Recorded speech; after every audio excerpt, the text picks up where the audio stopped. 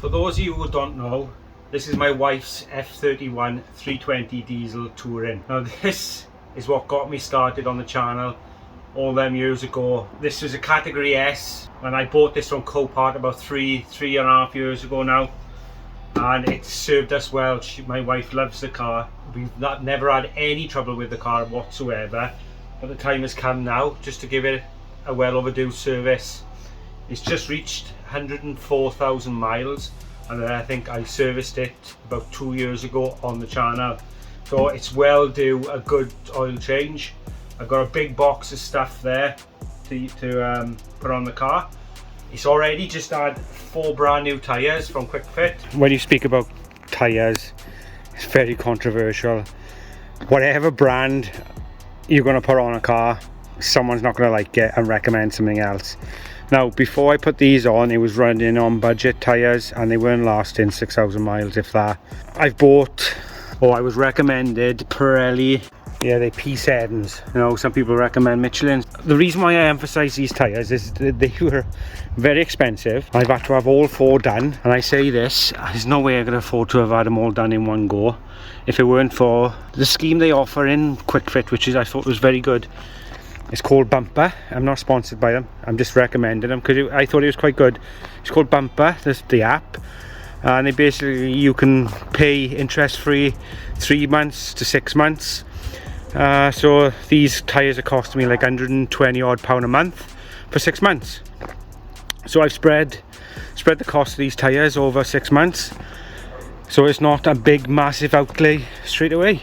So I thought that's a really good way of paying for tyres that I normally wouldn't buy. That's hence why the budgets, you buy cheap, you buy twice. So I bought a decent set of tyres. Hopefully they're going to do more than like 6,000 to 7,000 miles.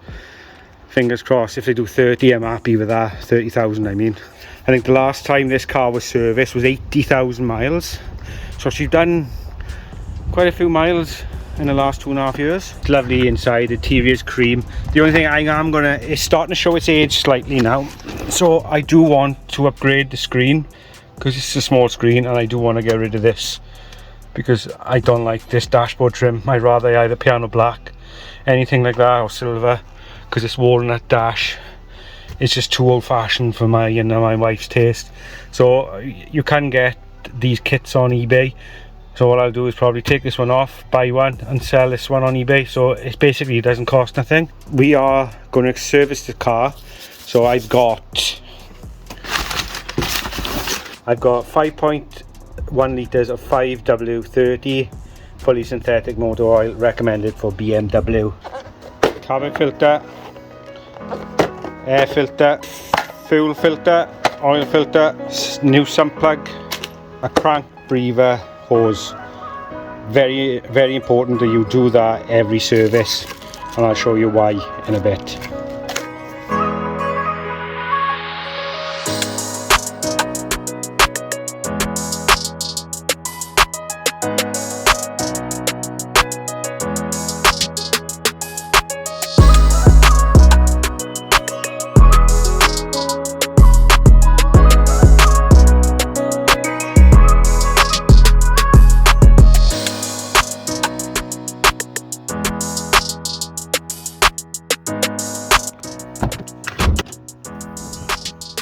Car's a bit dusty and dirty.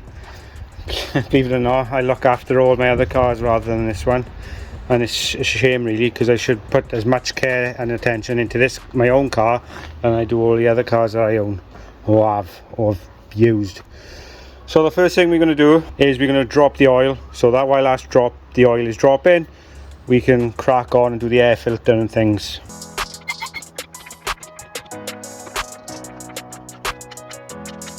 So underneath the car, BM will come up with a nice little solution to the under tray. It's a nice little flap, and then you've got the sump plug there, so you open it up. Okay, that's a 17mm socket. The oil is warm. I've had the engine running a while, so the oil is hot, so it should just come straight out.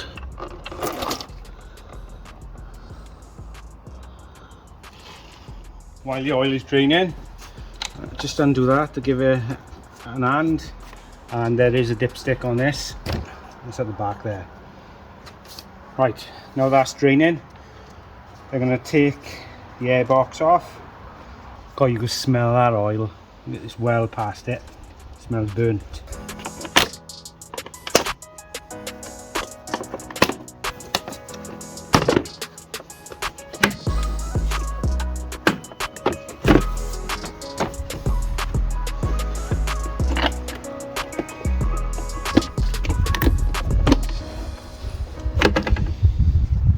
So that's our air filter. I would say that's well due. There's no particular reason why I've picked this brand. At the end of the day, it does the job. It's an air filter.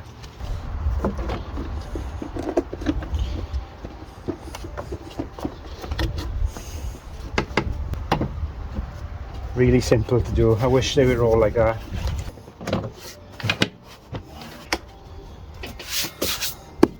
The oil filter is located underneath the cover, so it's just there. So we'll take that off. Let me just undo this again. And it has got a torque setting on that, so where we do it up, we can do it up to the right specification. Let's go and get a socket for that. Okay, that's a 27mm socket.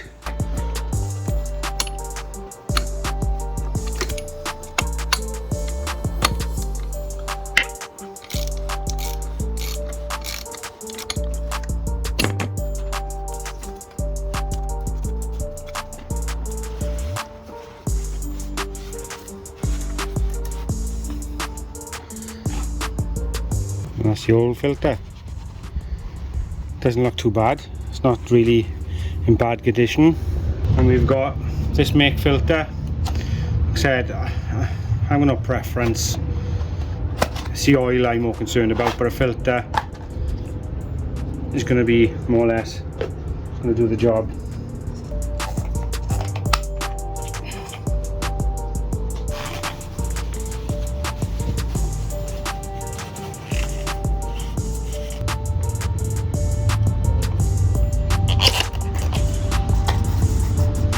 And there's also a new,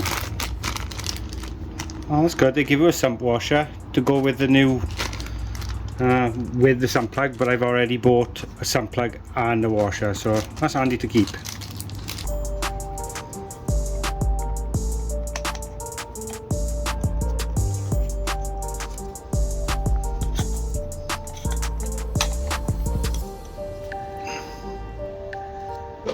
So just put in a little bit of oil on this so it's not gonna catch or split or anything.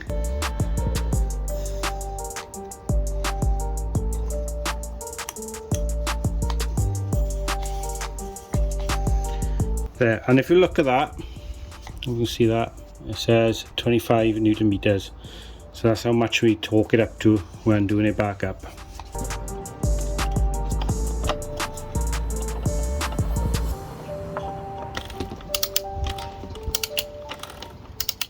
So one job I would say you need to do every other service then is this. It's the crankcase breather hose.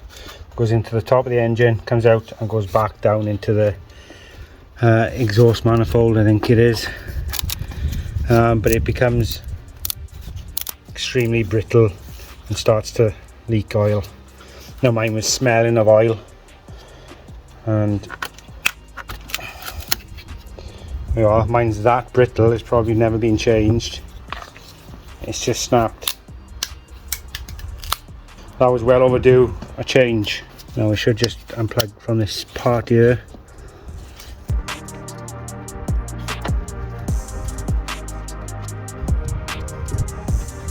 So you haven't got a lot of room in there to get enough leverage to pull it off. And there's the other end, all broken. So what you have to do, which is really difficult, as you can see mine's been leaking for a long time, is you've got to push them levers in, which release.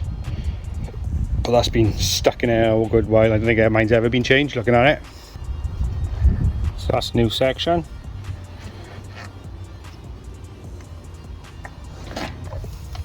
Right, this washer here, when I said about changing that in BMW, the dealer, because that's where I got this part from, I said, oh, can I have that washer too?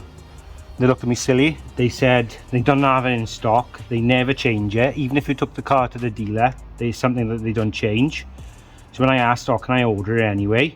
They don't have any in stock, and if I wanted it, I would have had to order 10, and they were £6 each. So that's why I'm not changing that. I did ask to change it. I don't think it's going to leak from there. It was leaking at the bottom. So that's still a nice fit on there. So what I'm going to do is just spray that with a bit of brake cleaner down there, just to clean the old oil off, and that's that job done.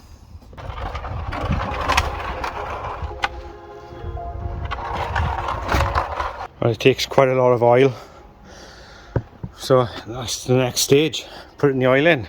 Now this should take 5.5 litres, which I thought was good because this is 5 litres and you normally buy 4, so it's good that they've done that.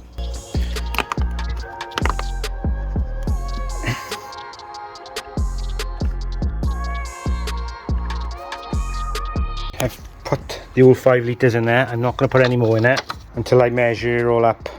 So I've still got the one there, so it'll probably take half of that. I believe BMW take the blue antifreeze and Audi take the red.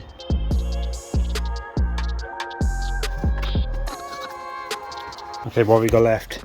We got the carbon filter and the fuel filter. So the carbon filter is located underneath the passenger side, underneath the glove box. So you got, I think it's 10mm there and another 10mm there. You want to do that, and this plastic trim comes down.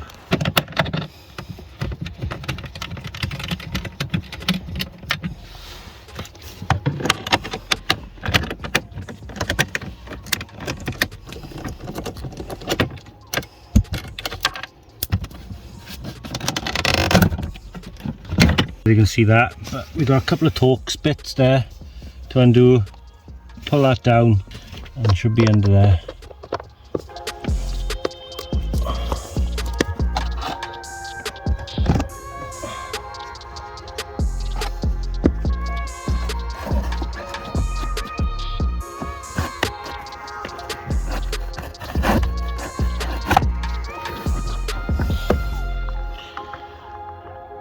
Well, that's due a change at least, definitely, and I changed that. So what I'm going to do now is just put the new one in. You've just got to bend it into shape to get it into that gap up there, but it's very difficult to do one-handed, so I'm just going to pop this in and put the cover back on. Right, so that's all back up, all plugged in, all fitted nice. One last thing now to do is the fuel filter, as it's getting dark as well. So time is catching up with us.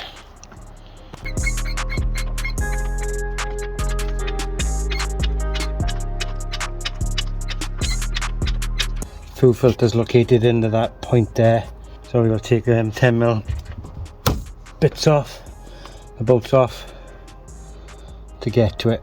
There's the fuel filter underneath there. You've got a 30mm bolt holding the fuel filter in.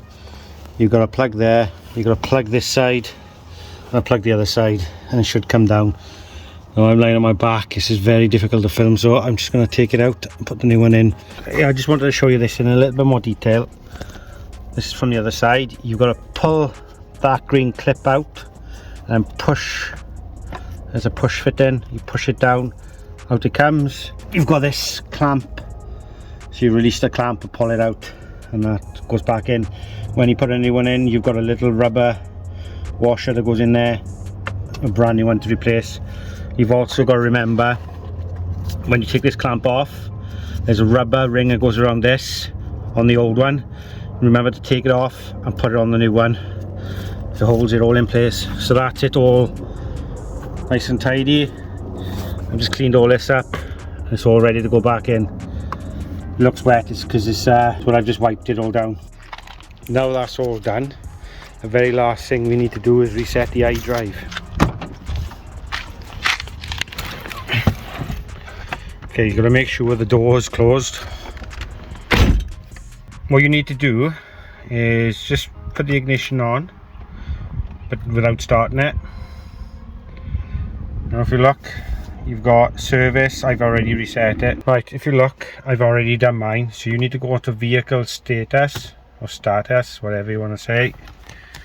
If you look there and go to service required, and then if you wanted to, you could check your service history. Mine hasn't gone to BM since 37,000 miles. So that's the only issue with this, is you're not going to be able to update the service history unless you know someone that can do it for you. See all these are basically counters to count down to the next service. And to clear them from red to green, what you need to do is, if you look now, I've done mine already, is mine's next due now in 15,000 miles or that date, 25. So whatever comes sooner. The next thing for mine is rear brake pads. Mine's due in 1,400 miles, and I have checked when I had the tyres done, they are going to be due at that point, so that's the next thing to be done. But to reset that, you need to press and hold that button down a couple of seconds. If you have any warning lights on the dash, it's not going to come up, so you need to clear all the warning lights off first before doing this. Now if I wanted to, I could reset that. You just reset what you want to do by pressing the button.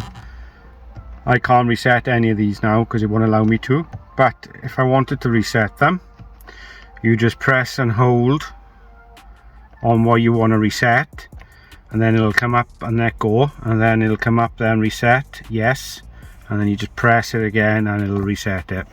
So that's how you reset the service light as well. So mine's all green and it'll start counting down when it's due next. So that is it. Car's all ready. That's all I've got to do now is give it a clean. So that is it. I hope you enjoyed this quick video on how to service a BMW F30, F31 320 diesel. Thank you all for watching, and I'll catch you all in a bit.